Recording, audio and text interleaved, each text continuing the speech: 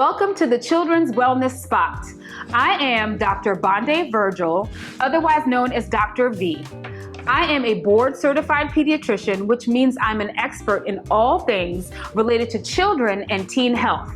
So let's talk and break it down so we can help our teens and children live their happiest, healthiest, best lives. Hey there, welcome back.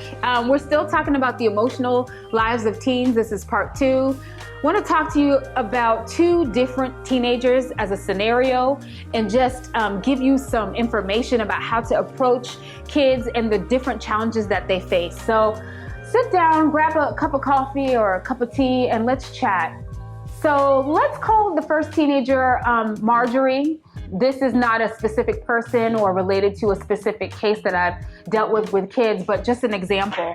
So Marjorie is your classical, very well-rounded student, has all A's and B's on her report card, has a lot of friends. Most weekends you can find Marjorie on the tennis court, killing it on the tennis court, getting outstanding match scores. You may also find Marjorie as the president of the National Honor Society. She is what you describe as a dynamic person.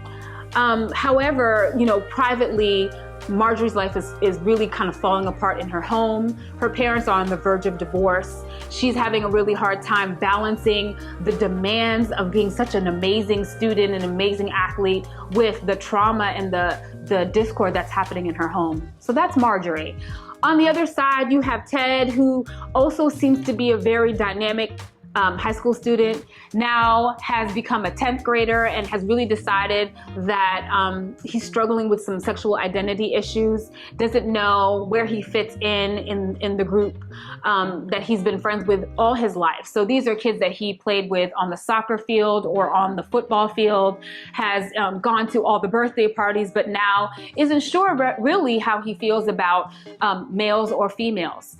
And so he is also quietly struggling with this difference of identity and not feeling like he feels part of the group that he's been part of his whole life.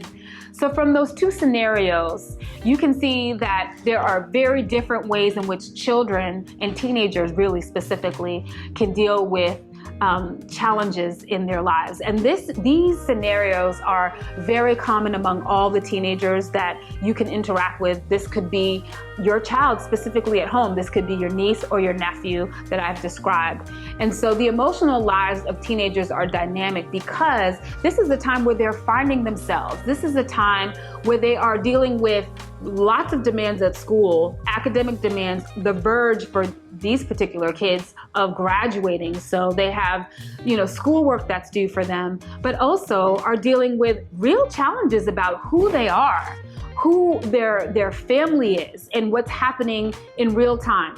We are coming out of a pandemic. All of the teenagers that we know have experienced something that all of us growing up and those in generations prior to us really did not experience, a global pandemic.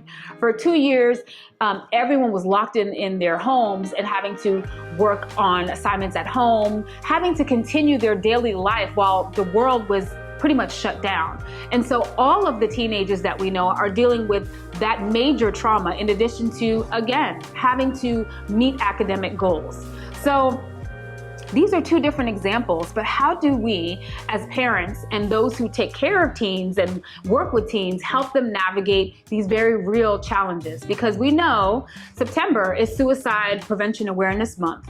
And so that kind of stress in the private lives of teens without an outlet can be a trigger for something as serious as suicide or the thought of suicide. So it is so important as parents and those who work with teens to give them an outlet. So I'm going to give you a few tips on how to address these needs and how to create an atmosphere where you have open dialogue with your teens so that if they feel this way or are going through a challenge, they know that if nowhere else to go, they can go to you to talk. So the first thing is recognizing that any teenager is vulnerable. So it doesn't matter whether everything looks perfect on the outside. It doesn't matter whether, the grades are great or the engagement is great or it appears that everything is perfect. In fact, sometimes when things appear perfect, that's where we have an even more difficult time penetrating those walls to talk about those sensitive issues. So we really have to create what we call open, safe spaces where all teenagers can really be validated, whether they have the history of perfection or not. On the other side, we know that kids that identify themselves as LGBTQ have a higher rate of depression and suicide associated with that time of trying to find themselves. In fact, 45% of children and teens who identify as LGBTQ have had thoughts of suicide, and that's alarming when you think about that. Almost half. So then we know immediately, red flag, that's a category of teens or kids that are vulnerable. So we want to create safe spaces for them to talk and to process their journey. As parents and adults who work with teens, I want to leave you with these 3 things, and we'll kind of break them down just to remember. Acceptance is important. Listening is important.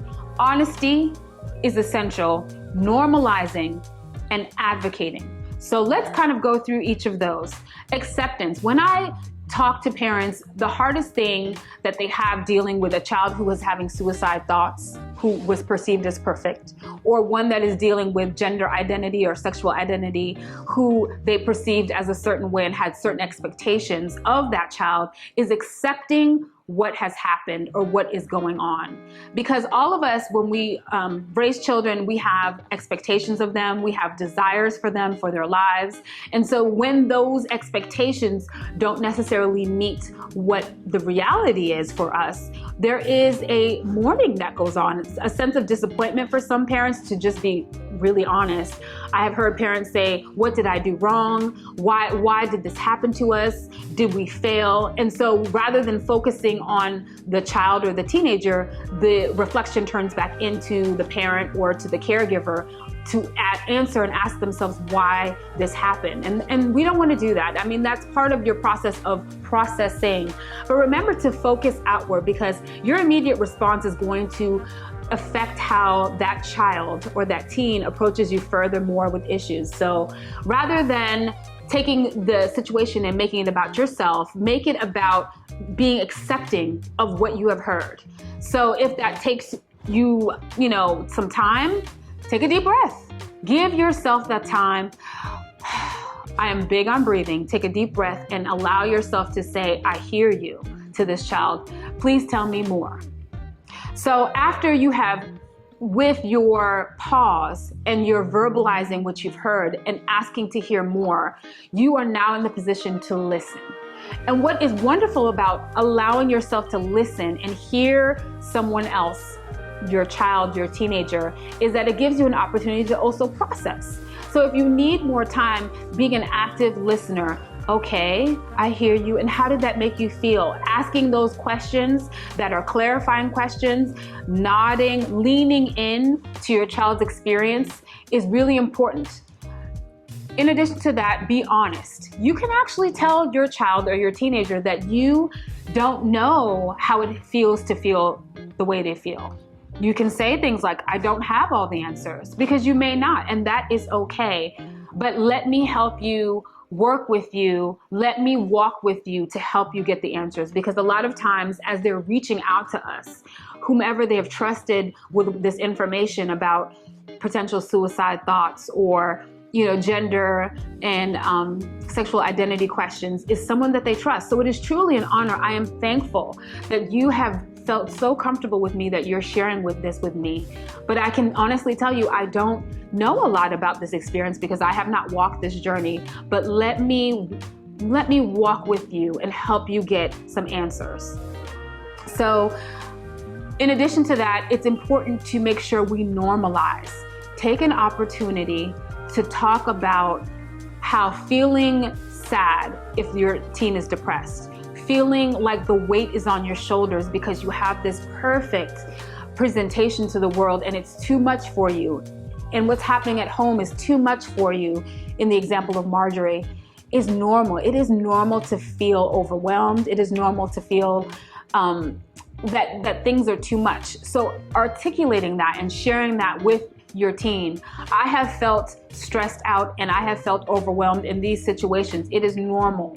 But what I have done is this, to pull myself out of it or to change the direction for myself. I go for a walk. I talk to someone and help them help me to get it off my chest. I, have a good cry. I go for a long run. Whatever it is that you do to try to help pivot from that sad place of feeling like you're overwhelmed.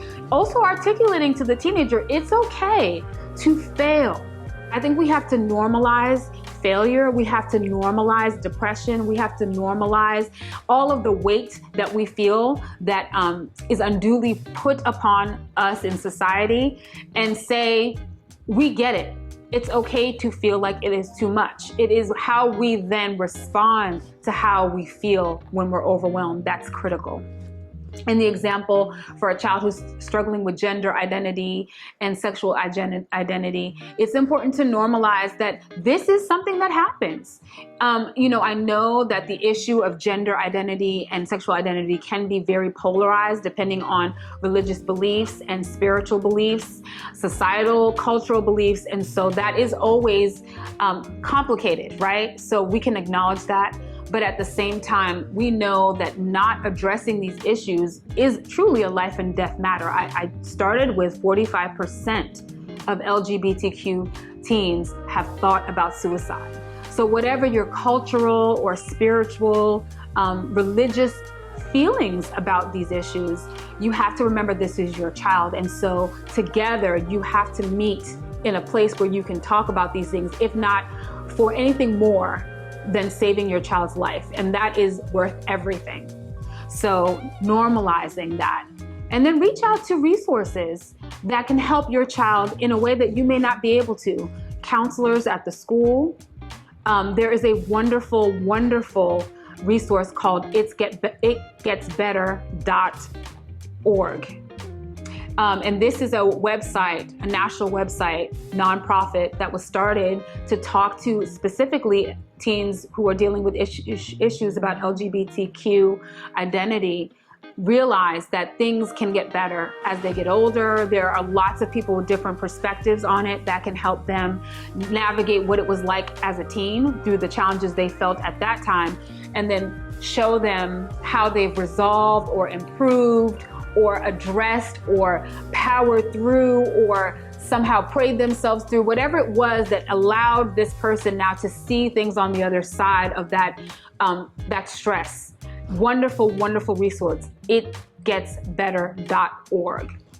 For teens that are struggling with depression and thoughts of suicide, there is NAMI.org, which is the National Alliance of Mental Health on Mental Health Illness.org, a wonderful, wonderful website with resources for mental health needs.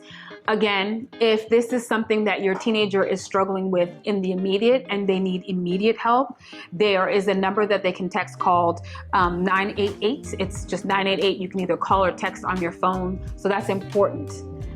Again, we want to be advocates. So how do you advocate for your child? By giving them resources, by putting them in contact with people that can help them, by also telling them that you see them. So remember, we need to be accepting, we need to listen, we need to lean in and be honest with our limitations, but also that we are there to support and walk them through it.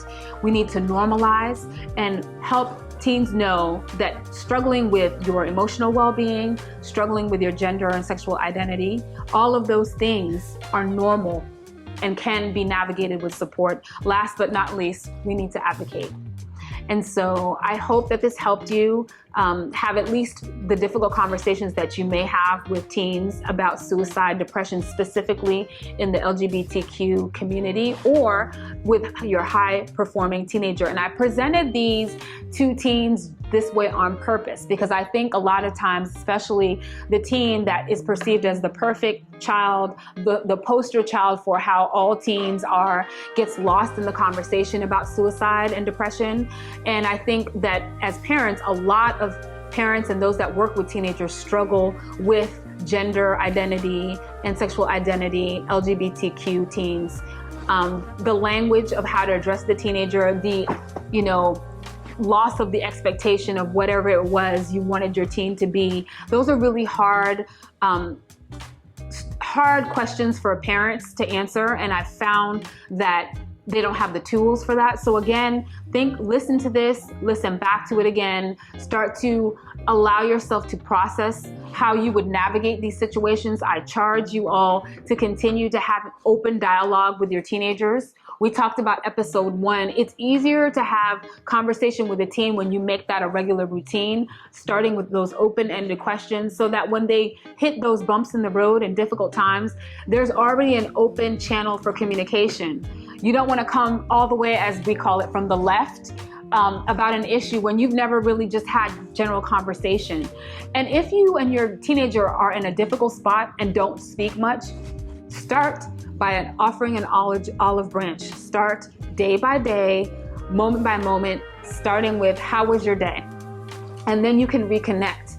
It's also really important to find activities that you all enjoy together. If it's been a while since you've gone to the movies with your teen, take them to the movies.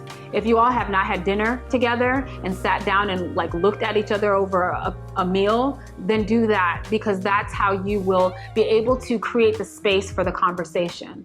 Again, I would encourage you to use your pediatrician as a resource, your family medicine doc as your resource, psychologists at your school. There are so many ways in which you can get support and help, but it starts first with conversation.